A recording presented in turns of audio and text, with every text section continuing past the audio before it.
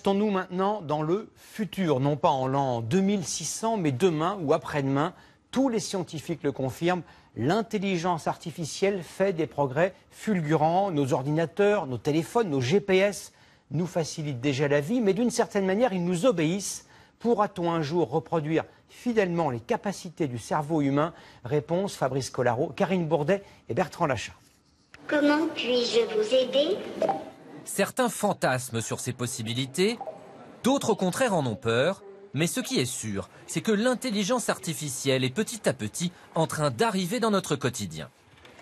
En fait, l'intelligence artificielle, ce n'est ni plus ni moins qu'un programme informatique. Un programme certes très sophistiqué et conçu pour s'améliorer au fur et à mesure qu'on le nourrit d'informations. Très concrètement, si on veut reconnaître un véhicule avec une remorque, on va lui dire ça c'est un véhicule avec remorque, ça c'en est un autre, dans des milliers de situations différentes, aussi diverses les unes que les autres, afin qu'ils comprennent toute la variété de cas possibles, afin de synthétiser cela et d'avoir compris le concept véhicule avec remorque. Et l'un des champs d'application aujourd'hui, c'est donc la reconnaissance d'images.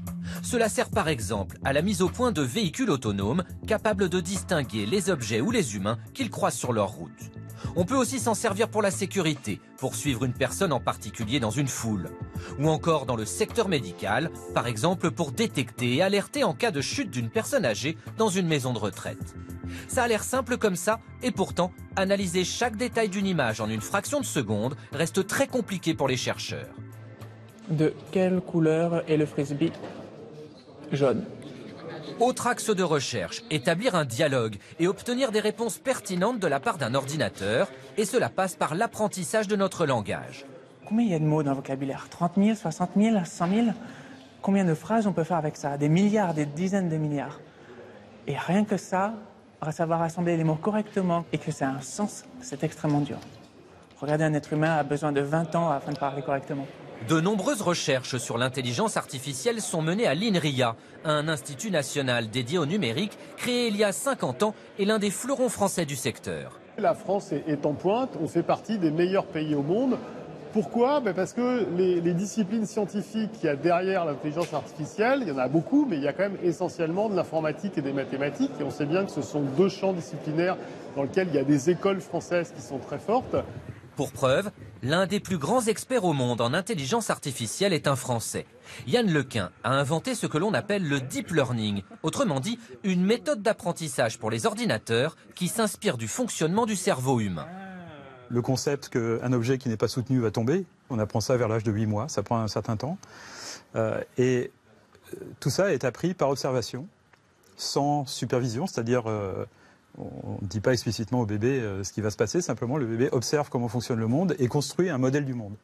Et on voudrait que nos machines puissent apprendre un modèle du monde par observation et par interaction avec le monde. Et on ne sait pas comment faire. Aujourd'hui, Yann Lequin dirige la recherche du géant américain Facebook avec une particularité. Tous les résultats de ses travaux sont publiés et disponibles pour les chercheurs du monde entier. Des recherches qui là encore s'appliquent à la reconnaissance d'images, mais aussi au dialogue entre l'homme et l'ordinateur. Un gros sujet de recherche sur lequel on travaille ici à Facebook serait des systèmes basés sur l'apprentissage, sur le deep learning, qui puissent apprendre à dialoguer. Il y a un espèce de saint graal après lequel on court, qui est de voir des machines qui ont suffisamment de connaissances de base sur le monde pour qu'un dialogue avec elles soit agréable et soit pas frustrant. Et pour ceux qui ont peur que l'intelligence artificielle devienne un jour supérieure à celle de l'homme, rassurez-vous, cette discipline n'en est encore qu'à ses balbutiements, un peu comme le cerveau d'un nouveau-né qui a encore tout à découvrir.